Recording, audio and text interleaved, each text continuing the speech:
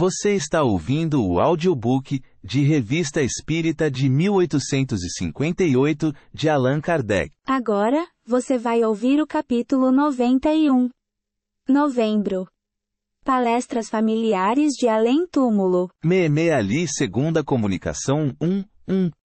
Em nome de Deus Todo-Poderoso, peço ao Espírito de Meeme Ali que venha comunicar-se conosco. Sim. Sei a razão. 2. Prometestes vir até nós, a fim de instruir-nos. Teríeis a bondade de ouvir-nos e de nos responder? Não prometo, pois não assumi esse compromisso.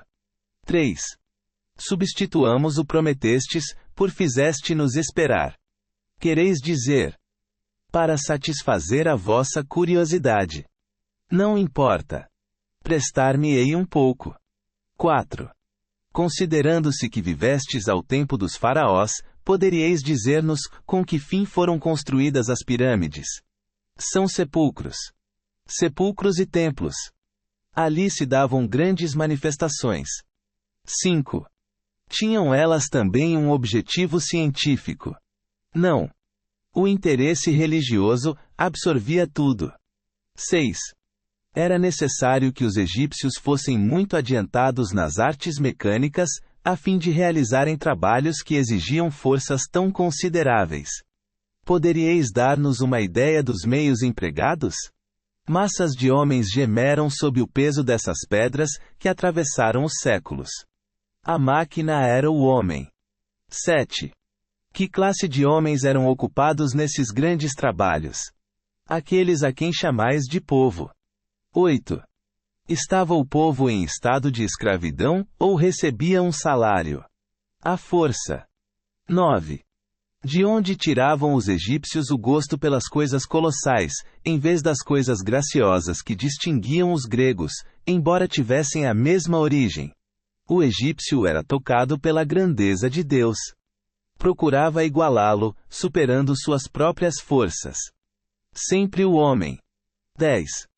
Desde que naquela época eres sacerdote, tende a bondade de nos dizer algo a respeito da religião dos egípcios.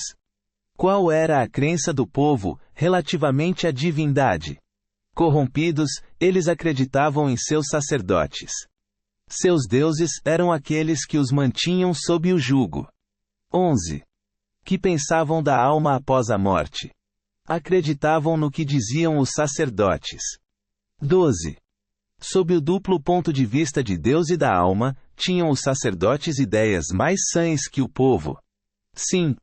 Eles tinham a luz em suas mãos, e conquanto a escondessem dos outros, ainda a viam. 13. Os grandes do Estado partilhavam das crenças do povo ou da dos sacerdotes? Estavam entre as duas. 14.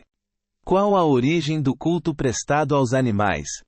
Eles queriam desviar o homem de Deus e rebaixá-lo sob si próprio, dando-lhe como deuses seres inferiores. 15.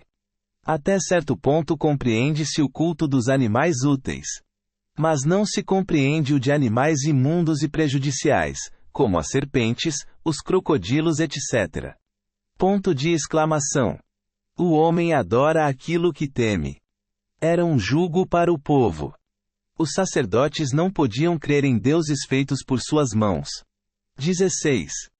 Não é estranho que ao mesmo tempo que adoravam o crocodilo e os répteis, adorassem o Ichneumon II, e o Ibis, que os destruíam? Aberração do espírito. O homem procura deuses em toda parte para esconder o que é. 17. Porque Osíris era representado com a cabeça de um gavião, e Anubis com a cabeça de um cão. O egípcio gostava de personificar sob a forma de emblemas claros. Anubis era bom. O gavião que estraçalha representava o cruel Osíris. 18. Como conciliar o respeito dos egípcios pelos mortos, com o seu desprezo e o horror que tinham por aqueles que os enterravam e mumificavam? O cadáver era um instrumento de manifestações. Segundo pensavam, o espírito voltava ao corpo que havia animado. Como um dos instrumentos do culto, o cadáver era sagrado, e o desprezo perseguia aquele que ousava violar a santidade da morte. 19. A conservação do corpo permitia maior quantidade de manifestações mais longas, isto é, o espírito voltava por mais tempo, desde que o instrumento fosse dócil. 20. Não seria também a conservação dos corpos uma causa de salubridade, à vista da inundação do Nilo? Sim, para os do povo. 21. No Egito, a iniciação aos mistérios era feita através de práticas tão rigorosas, quanto na Grécia. Ainda mais rigorosas. 22. Com que fim eram impostas aos iniciados condições tão difíceis de preencher? Para não haver senão almas superiores. Estas sabiam compreender e calar. 23. O ensino dado nos mistérios tinha por fim único a revelação das coisas extra-humanas, ou também eram ensinados os preceitos da moral e do amor ao próximo. Tudo isto estava muito corrompido. O propósito dos sacerdotes era dominar e não instruir.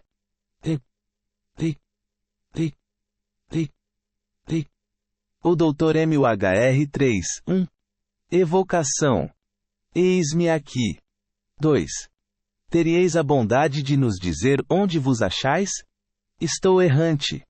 3. Vossa morte ocorreu a 4 de junho deste ano. Não. Do ano passado. 4. Tendes lembrança de vosso amigo Sr. Jobard? Sim, frequentemente estou a seu lado. 5. Quando eu lhe transmitir esta resposta, ele terá prazer, pois que sempre vos teve uma grande afeição. Eu sei. É um dos espíritos que me são mais simpáticos. 6. Em vida, que pensáveis que fossem os gnomos? Supunha que fossem seres capazes de materializar-se e de tomar formas fantásticas. 7. Ainda acreditais nisso? Mais do que nunca. Agora tenho certeza. Mas gnomo é um vocábulo que lembra muito a magia. Agora prefiro dizer espírito em vez de gnomo. Nota. Em vida ele acreditava nos espíritos e em sua manifestação. Apenas os chamava de gnomos, ao passo que agora prefere a denominação genérica de espíritos. 8. Ainda credes que os espíritos que em vida chamáveis gnomos possam tomar fantásticas formas materiais? Sim, mas sei que isto nem sempre acontece, porque há pessoas que poderiam ficar loucas se vissem as aparências que tais espíritos podem tomar. 9. Que aparências podem ser essas? De animais, de diabos. 10.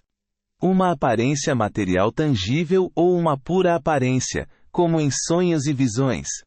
Um pouco mais material que nos sonhos. As aparições que nos poderiam amedrontar não podem ser tangíveis. Deus não o permitiria. 11. A aparição do espírito de Bergzaberne, sob a forma de homem ou de animal, seria dessa natureza? Sim, é desse gênero. Nota. Não sabemos se em vida ele admitia que os espíritos pudessem tomar uma forma tangível, mas é evidente que agora se refere à forma vaporosa e impalpável das aparições. 12. Acreditais que ireis reencarnar em Júpiter? Irei para um mundo que ainda não se iguala a Júpiter. 13. É por vossa própria escolha que ides para um mundo inferior a Júpiter, ou porque ainda não mereceis ir para esse planeta? Prefiro acreditar que não mereço e desempenhar uma missão em um mundo menos adiantado. Sei que alcançarei a perfeição, e por isso prefiro ser modesto. Nota. Esta resposta é prova da superioridade desse espírito, e está em concordância com o que nos diz o Padre Ambrósio. Há mais mérito em pedir uma missão num mundo inferior, do que querer adiantar-se muito num mundo superior. 14. O Sr. Jobard pediu-nos que vos perguntássemos se havíeis ficado contente com o vosso necrológio, escrito por ele. Jobard deu-me nova prova de simpatia, escrevendo aquilo. Agradeço e desejo que o quadro um tanto exagerado que fez de minhas virtudes e habilidades, possa servir entre vós de exemplo aos que percorrem a senda do progresso. 15. Considerando-se que em vida fostes homeopata, o que pensais agora da homeopatia? A homeopatia é o começo da descoberta dos fluidos latentes. Muitas outras descobertas igualmente preciosas serão feitas, e virão formar um todo harmonioso, que conduzirá vosso globo à perfeição. 16. Que valor atribuís ao vosso livro Le Medicine du People? É a pedra do operário que levei à obra. Nota. A resposta que o Espírito deu sobre a homeopatia vem em apoio à ideia dos fluidos latentes, que já nos foi dada pelo Espírito do Sr. Bade, a respeito de sua imagem fotografada 4. Depreende-se que há fluidos cujas propriedades nos são desconhecidas ou que nos passam despercebidas, porque sua ação não é ostensiva, embora não seja menos real.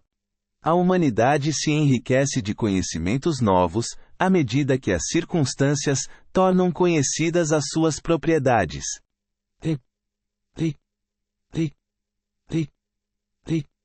Madame de Staël, a 28 de setembro de 1858, na Sociedade Parisiense de Estudos Espíritas, comunicou-se espontaneamente, e sem ter sido chamado, o espírito de Madame de Staël, o qual, pela mão da senhorita R.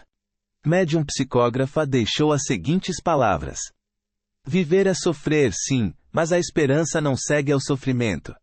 Não pôs Deus maior dose de esperança no coração dos infelizes? Criança, o prazer e a decepção acompanham o nascimento, mas à sua frente marcha a esperança, que lhe diz: avança. No fim está a felicidade. Deus é clemente. Por que, perguntam os espíritos fortes, por que vir ensinar-nos uma nova religião, quando Cristo estabeleceu as bases de uma tão grandiosa caridade? De uma felicidade tão certa. Não pretendemos alterar aquilo que o grande reformador ensinou. Não. Nós vimos apenas fortalecer nossa consciência e aumentar nossas esperanças. Quanto mais se civiliza o mundo, mais deveria ele ter confiança, e mais ainda temos necessidade de sustentá-lo. Não queremos mudar a face do universo. Vimos ajudar a torná-lo melhor. Se neste século não viermos em auxílio do homem, ele será muito infeliz, pela falta de confiança e de esperança. Sim, homem sábio que lês nos outros. Que procuras conhecer aquilo que pouco te importa, e que afastas aquilo que te concerne, abre os olhos e não te desesperes. Não digas que o nada pode ser possível, quando em teu coração deverias sentir o contrário. Venha sentar-te a esta mesa e espera, pois nela serás instruído quanto ao teu futuro, e serás feliz. Aqui há pão para todos. Espírito, tu te desenvolverás. Corpo, tu te alimentarás. Sofrimento, tu te acalmarás. Esperança, tu florescerás e embelezarás a verdade, para torná-la suportável. Staël Nota. O espírito aludia à mesa onde estavam os médiuns. Pergunta e eu responderei às vossas perguntas. 1. Não estávamos esperando vossa visita, por isso não temos um assunto preparado. Sei muito bem que perguntas especiais não podem ser respondidas por mim. Há, porém, coisas gerais que podem ser perguntadas até mesmo a uma mulher que teve um pouco de espírito e agora tem muito coração. Nesse momento, uma senhora que assistia à sessão teve um como que desfalecimento, mas era apenas um êxtase que, longe de ser penoso, foi-lhe antes muito agradável. Alguém se ofereceu para magnetizá-la. Então o espírito de Madame de Staël disse espontaneamente: não. Deixai-a tranquila. É necessário deixar agir a influência. Depois, dirigindo-se à senhora, disse: tende confiança, pois um coração vela junto a vós. Ele deseja falar-vos. Chegará o dia. Não precipitemos as emoções. Então o espírito que se comunicava por aquela senhora, que era o de sua irmã, escreveu espontaneamente: eu voltarei. Dirigindo-se ainda àquela senhora, Madame de Staël escreveu: uma palavra de consolação a um coração que sofre. Por que essas lágrimas de mulher para uma irmã? Por que essa volta ao passado, quando todos os vossos pensamentos deveriam dirigir-se para o futuro? Vosso coração sofre, vossa alma tem necessidade de se expandir. Então, que essas lágrimas sejam um alívio, e não produzidas pela mágoa. Aquela que vos ama e que chorais, é feliz e venturosa. Esperai, que um dia estareis juntas. Vós não a vedes, mas para ela não existe separação, pois que pode estar constantemente ao vosso lado. 2. Poderíeis dizer-nos o que pensais atualmente de vossos escritos? Uma só palavra esclarecer-vos-á. Se eu voltasse e pudesse recomeçar, modificaria 2/3 e conservaria apenas 1. 3. Poderíeis assinalar aquilo que desaprovais. Não sou muito exigente, pois aquilo que não for justo, outros escritores mudarão. Eu fui muito masculina para uma mulher. 4. Qual a causa primeira desse caráter viril que demonstrastes em vida? Isso depende da fase de nossa existência. Na sessão seguinte, a 12 de outubro, foram-lhe dirigidas as seguintes perguntas, através do Sr. D. Médium psicógrafo. 5. No outro dia viestes espontaneamente, por intermédio da senhorita E. Poderíeis dizer qual o motivo que vos levou a favorecer-nos com a vossa presença, sem que vos tivéssemos chamado? A simpatia que sinto por todos vós é ao mesmo tempo o cumprimento de um dever que me é imposto em minha atual existência, ou antes, em minha existência passageira, pois que sou chamada a reviver. Este é, aliás, o destino de todos os espíritos. 6. É para vós mais agradável vir espontaneamente, ou ser evocada? Prefiro ser evocada, pois é uma prova de que pensam em mim, mas também sabeis que é agradável a um espírito liberto poder vir conversar com o espírito do homem. Por isso, não vos deveis admirar que tivesse vindo de repente ao vosso meio. 7. Haverá vantagem em evocar os espíritos, em vez de esperar que venham por sua iniciativa. Evocando, tem-se um objetivo.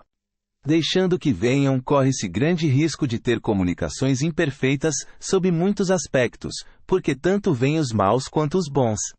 8. Já vos comunicastes em outros centros? Sim, mas tem-me feito aparecer mais do que eu queria. Por outras palavras, muitas vezes tomaram o meu nome. 9. Teríeis a bondade de vir, algumas vezes, ditar-nos alguns de vossos belos pensamentos, que teríamos o prazer de reproduzir para a instrução geral. De boa vontade. Sinto prazer em estar entre os que trabalham seriamente a sua instrução. Minha vinda no outro dia é uma prova disto. 1. Vide Revista Espírita do mês de abril. N. Do T. 2. Voz grega que significa rastejar. É aplicada em entomologia, para algumas variedades de insetos. Neste caso, porém, a referência é a uma espécie de fuinha, um mamífero carnívoro do gênero Herpestes, o Herpestes ichneumon do Egito, que dizia-se, devorava os ovos dos crocodilos. N. Do T. 3. Disse que foi um espírito muito elevado. Era médico homeopata, um verdadeiro apóstolo espírita. Faleceu no Cairo a 4 de junho de 1857. Deve encontrar-se em Júpiter. Evocado a pedido do Sr. Jobard. Vide, na revista de julho, referência feita em carta de Jobard de 22/06/58, na seção correspondência. A diferença de grafia vem do original. Entretanto, parece preferível a forma Moore. N. Do T. 4. Vide a Revista Espírita do mês de julho. Ponto.